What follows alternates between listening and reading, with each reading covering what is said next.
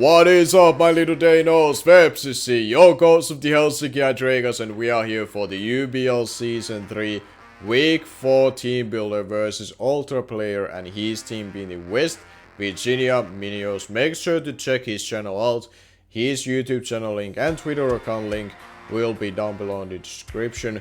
He's a very solid guy, very well liked in the Draft League community, and as a Draft League player himself, he is a very tough opponent for anyone to really face, and he is undefeated so far after first 3 weeks and sitting at +7 differential if I remember right. So he is having a very strong start with a solid draft in itself too, which you can see from the layout in itself and what kind of matchup we have in our hand.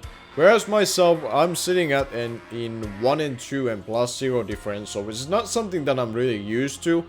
I usually have in the leagues that I've been able to take in part and anticipate in, I usually have a very strong regular seasons, and usually with that I usually also have a very strong starts to regular seasons as well. So this is not something that I'm really accustomed to have only 1 win after 3 weeks. But fun fact, the last time this was the case for me was over a year ago. I believe it's been almost 2 years by now, in UBC Season 5, which I did upload to my channel. And in case you are not a long time viewer and you don't know the story behind that season over there, it actually happened to be the case that the last time that I was sitting in this kind of position where I don't usually am, it did mean that I end up winning the title in the UBC Season 5 after having a 1 and 2 record. So in that sense, I'm kind of hopeful and still having a lot of confidence that I can kind of work from here, and hopefully the history can repeat itself in that regard. But it's obviously not given that it's gonna be the case, and now that I'm sitting at 1 and 2, oh, I'm just gonna win the title from here. It happened in the UBC Season 5. Sure, that's how it works. No, it doesn't work like that. Or if it worked like that, I would start like this every single time and win always titles in that way. So I just hope it's gonna be a funny coincidence on this sense, and something that I can look back on and be like, okay, I'm really proud that after this kind of rocky start, I'm able to work from there. But just before I even go too much ahead of myself, we have a lot of work to do here to even get this W for this week versus Ultraplayer. So going into the matchup in itself, what we are here for, and for my team in itself that I built it for this matchup, hopefully give us the win and go in 2 and 2 record and start to remake the proper push for the playoff spot. As a reminder, I actually want to mention my C captains, which are Greninja and Moltres respectively, just to have a better idea about the matchup. And my opponent's C captains are Lysanroc and Porygon C respectively. So that is the full matchup in hand. You can see the layout. Shoutouts to SlackOut for the work yet again with that. His social links will be in the description. In regards to the matchup in itself with my team building, I decided to lead up the team build with my Mega Gallade. This was actually more that I put on my team as last mod, and something else was taken off on this team. I actually had Dragalsi here first, which might surprise you, but I'm gonna be talking about why the Dragalsi was there at the very end of the team builder once we touch on Celebi, because I paired it with that thing and with the trick of what I have in sleeve with Celebi in itself. But I opted to change that. I wanted to put in Mega Gallade because at first, whatever reason, I was very skeptical about it, and I didn't know why I was so skeptical about it, because I wanted to run 4 attacks versus him, but then I was really paranoid about like Mesprit is gonna have Cobble Berry and I cannot break that thing. Florges is probably gonna be having Kebia Berry, and then Poison Jab won't be doing enough to it until I pop it. So there were a lot of different things that whatever reason I thought like first that okay, Mega Gallade might be very strong here. And then I just noticed that, oh, I don't have a room for it, so I guess I'm not bringing it then. But then I went back and I was like, why not bring that thing? Why not bring Mega Gallade if I can make it work with SD 3 attacks, which I thought that if I can make Sword Dance 3 attacks to work in this matchup, and I feel like the 3 attacking moves that I can run on it can do enough work to literally everything on his team. This can be a potential winning condition, or very least this is gonna be a very strong breaker and an offensive check to a lot of things, including something like a Porygon C, which looks really spooky for me to deal with if I don't have it weakened. So I opted to put my round 1 pick and Mega Gallade on this team and kind of starting build with it. And its role is gonna be basically a breaker with Dual Stab in Drain Punch and Headbutt and Accessor, with the Sword Dance as the setup move to potentially find a turn to get that up. And with the adaptation with the attack investment with 244 on it, I will be OHKOing a max defense, max HP Florges after Stealth Rocks. And I do anticipate it having a Kevia Berry, which is the poison reducing berry for like a super effective hit. And I would figure that it's gonna be running that versus me because I have Greninja access to Gong Shot, and Greninja in general will be huge news for him to prepare for in the first place. So I will think Florges is gonna be having that berry for that, and it can also help dealing with Mega Gallade with Poison Jab in itself. So I wanted to have the option to be able to OHKO it instead with my Psychic Stab in Zen Headbutt, as long as I don't miss it, of course. And rest on then I just focused on just having a proper speed here that I felt comfortable with, which was that I'm outspeeding by 1 point all of his mons that are speed creeping a Timid Moltres versus here, or from his perspective itself. So I'm taking an aggressive speed creep back-to-back weeks, which is a very risky and probably something which is not too smart considering last week it didn't go too well for me. But I'm hopeful and confident that it's gonna be proper speed here for me to hit this week, and it should not cost me as much that it potentially did in last week on this scenario. And the rest is on physical defense, and then I opted just to have Drain Punch as my fighting stab over close combat, because I didn't want to drop either of my defenses and make it easier for him to revenge kill me. I want rather to be able to gain health back, and at +2 I'm doing pretty much enough damage, if not OHKOing everything that I need to with Drain Punch already as it is. So that is going to be the Mega Gallade. The next member of the team is gonna be Scizor, making its second appearance of this season after showing off for week 1, having a very cool idea with its item back then. And then on the week 1 battle it only just laid off on the field, and then I hard swap it and it never saw the light of the day again. But thankfully back then it didn't need to. But this week there might be a good chance it might have to do more work, and that is gonna be a metal coating regular Scizor that we are running with Bullet Punch, U-Turn, Defog and Roost. And then we have Adamant Nature, 188 on HP in itself, and then we have 140 invested on this speed in itself. The speed is there is to outspeed a defensive Mesprit. And the reason why I think the defensive Mesprit would be the proper benchmark is that I really think it's very likely for it to be that kind of set versus a Mega Gallade. So I spec rep that relatively safely, like by 3 points on the number itself right here. Like I remember Mesprit I think hits 100 mark without any investment. So I'm spec creeping that relatively safely. And even if he runs HP Fire or Fire Punch, I still take it from full. And after Stealth Rocks with the bulk I have. But that's not really what the bulk is there for. The bulk is there for to leave a Life 4 +2 Sucker Punch from a Lysanroc Dusk in itself. Because I could see it running that kind of priority if it's Sword Dance set. Or I have to respect it at very least if it's able to find the room to run that kind of set versus me. And relies on it being a winning condition.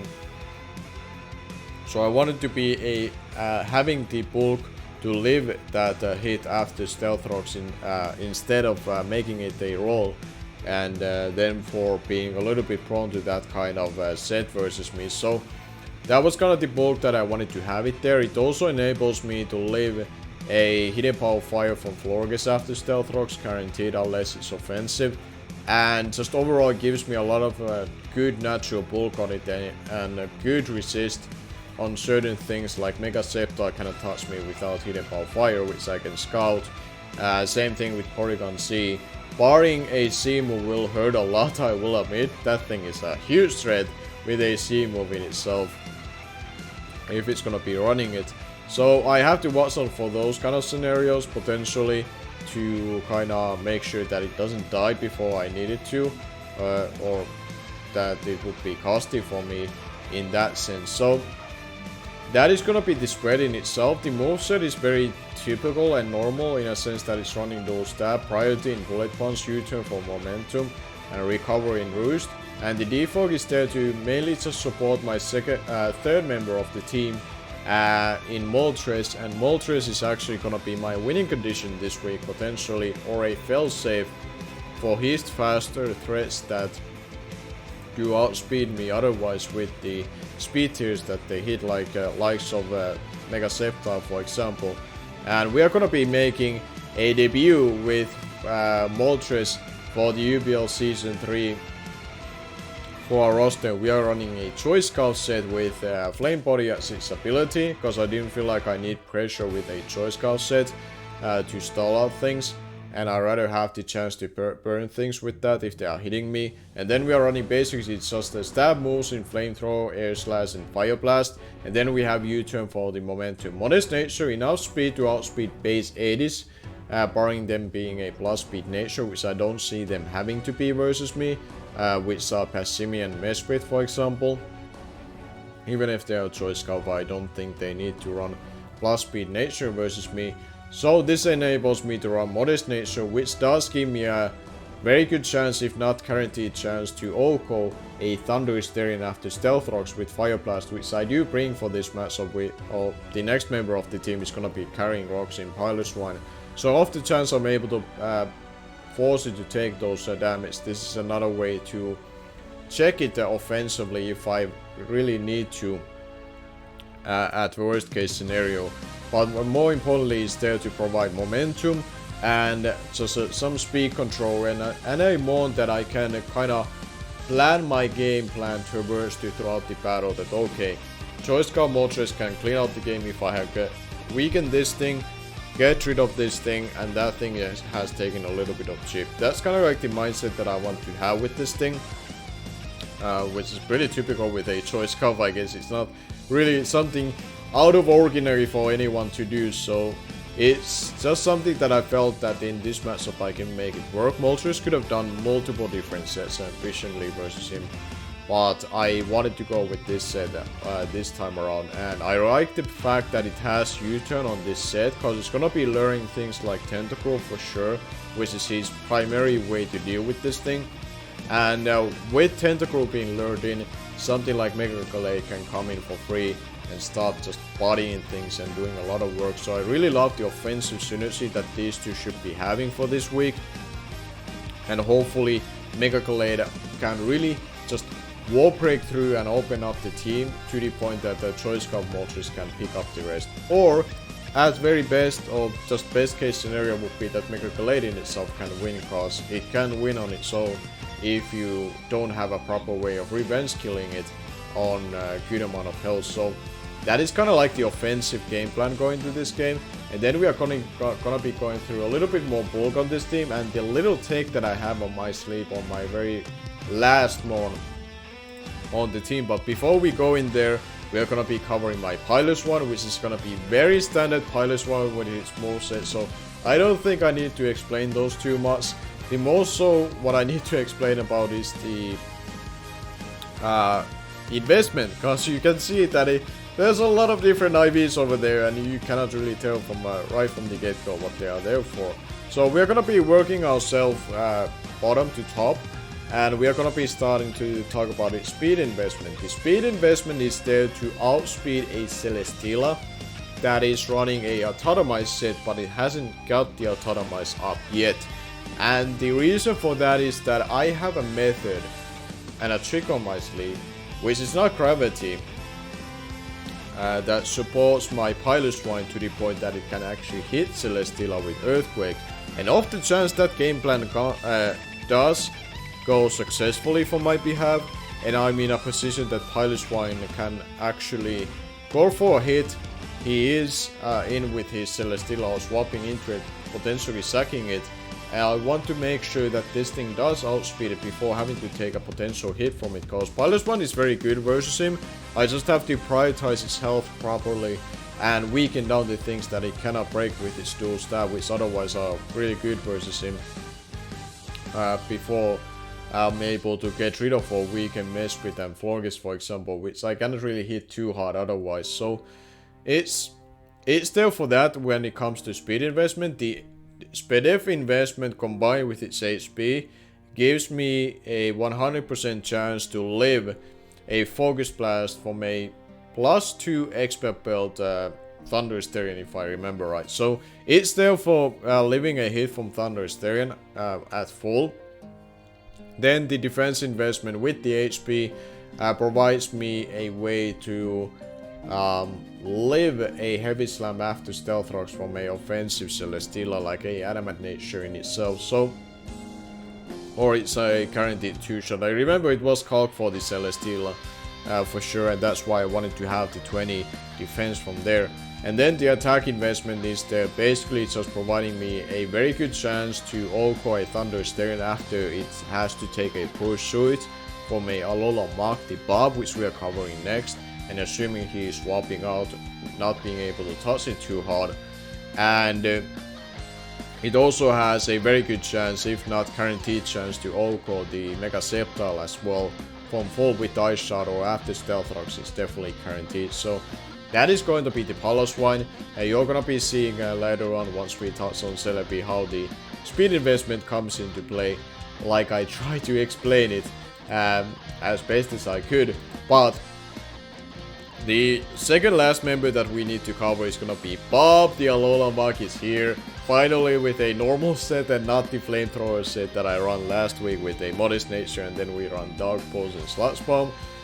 It's a set that I was really proud of, and I thought it made a lot of sense for that matchup. But finally we are back into normal sets with the Grunts, Poison Jab, Pursuit and Recycle. I guess Grunts is not normal. You would think knockoff is always the play, and trust me, it is 9 out of 10 times, but this is gonna be one of the 10 times that I'm gonna be like, okay, Grunts makes more sense here.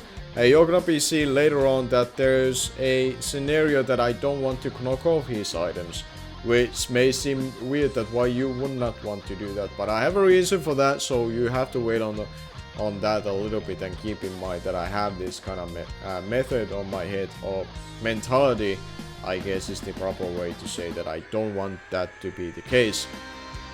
But Bob is basically here to be a special sponge with the max SpDef with a lot of HP investment in itself, to be able to not get two-shotted by things like Porygon C as Modest Nature, barring a C move, and Thunder Hysteria cannot two-shot me either after Stealth Rocks with the Thunderbolt in itself, unless it's like a Magnet or Saplet or whatever. I think then it has a role to do that, but I'm not really considering that to be the case versus me. I feel like it wants to run Scarf or Expert Belt or what have you on it instead.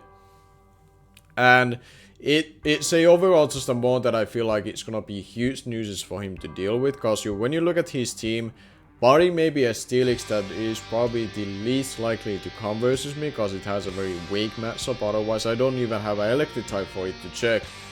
And barring that, he really doesn't like switching into Bob necessarily. He doesn't have the greatest ways to killing it either, because again his ground type is the Steelix. So Alola Mach can be a huge nuisance in a lot of ways for him to deal with and really break down. So I like the idea that it can be just a very strong pivot and a check to a lot of things, and be able to provide some key chip damages so that Moltres or Mega Gallade has a lot easier time. Or like I said about the Ice Shot plus Pursuit, assuming Thunder Styrian swaps out, should be enough to two-shot them. So if I get a Pursuit off on the Thunder Styrian and it's a successful one, and it's gonna be the base 80 instead of base 40, it's gonna be in a range of my Ice Shot from my +1. So that is kind of like the concept there between the two of them, being just overall solid bulky pivots which are gonna be hitting relatively hard. And then the last trick of my sleeve that I have for this week, a set that I actually an item that I was really set on Celebi, and I originally had idea of pairing this thing with a TheChoiceSpecs Dragalsi, but on the kind of like the last hour, I opted to take the Dragalsi set out, and I wanted to make the room for Mega Gallade set that I decided to bring instead, which I felt really strong on. I'm gonna be bringing a Celebi set with a item that I don't think anyone has used in draft league format or competitively in the first place. At least I have never seen it or heard that anyone else has seen it in action. And I'm gonna be kind of like copywriting this in a sense that if I see anyone using this who I watch or who I know, or just in general I start hearing about this item, I know for a fact that they have heard that I have used this thing, item, or well, even better, they have actually watched my videos, and this video, for example, just introducing it itself. And that is going to be a ring target Celebi with a trick.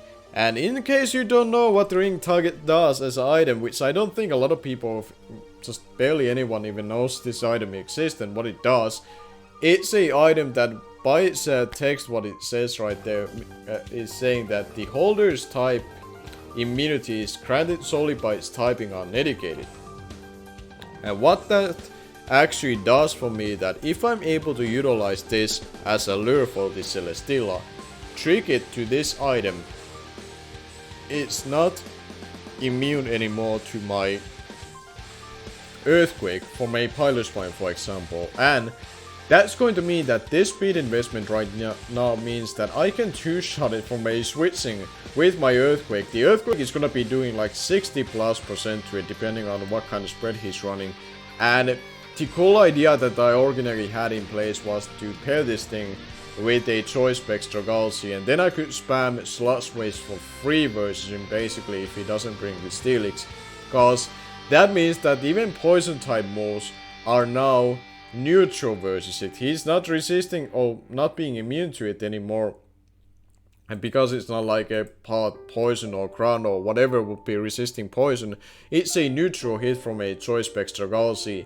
And a fun fact, TheChoiceSpecs Dragalsi with Modest Nature does two-shot a max HP, max speed Celesteela when it's being tricked to a ring target and allowing that to happen. So that was the really cool idea I originally had in place, and I wished I could have had room for it, but I couldn't really afford to give up on anything else on my team, and I really felt strongly about having to bring Mega Gallade to check the Porygon C offensively and the amount of work that it should be able to do on paper for the matchup. The other moves are pretty basic actually, with Send Headbutt as its stab. I wanted to send Headbutt over Psychic because I want to hit the Tentacle harder, naturally wise by its stats, because its physical defense is weaker than its BDF, and I really anticipate it to be something like Assault Vest for Moltres.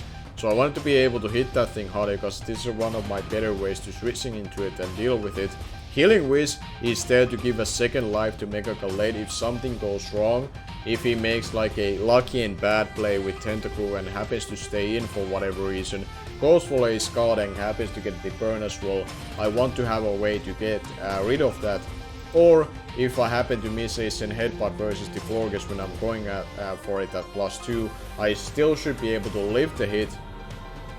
And therefore, if my Mega Gallade does still win that 1v1 scenario, but it's gonna be very weak and I still have a way to gain it back at full, and then he has to deal with Mega Gallade yet again. So that is kind of like the idea behind this set. Recovery is just there to function as a pivot and be able to have a formal recovery in itself. So that is gonna be the team. A little bit longer video probably than normal, but I really want to cover the team because it's not really straightforward, and I put a lot of time into it, and I had a very, I guess, a very specific idea in mind, and I think the ring target in itself was worth to mention and explain it more properly what the heck it's there for. Because if I didn't explain it, most of you would be like, what the heck was that item for? What is it supposed to be doing, and what is the mindset behind it? So that is going to be the team. Let me know what you think about it. Stay tuned for tomorrow. Subscribe if you are new, so you won't be missing out the battle versus the Ultraplayer. It's gonna be going up tomorrow, hopefully at noon EST, or at very least like 1 or 2 PM EST, depending on the time I'm able to get it up. Around that time I'm gonna be aiming to upload it from my behalf. Make sure to check out my opponent so you can see his team build and his battle for this matchup in itself, and all the other draft league content that he provides. But until tomorrow, thank you all for watching, and until then, I'm gonna be seeing you guys later.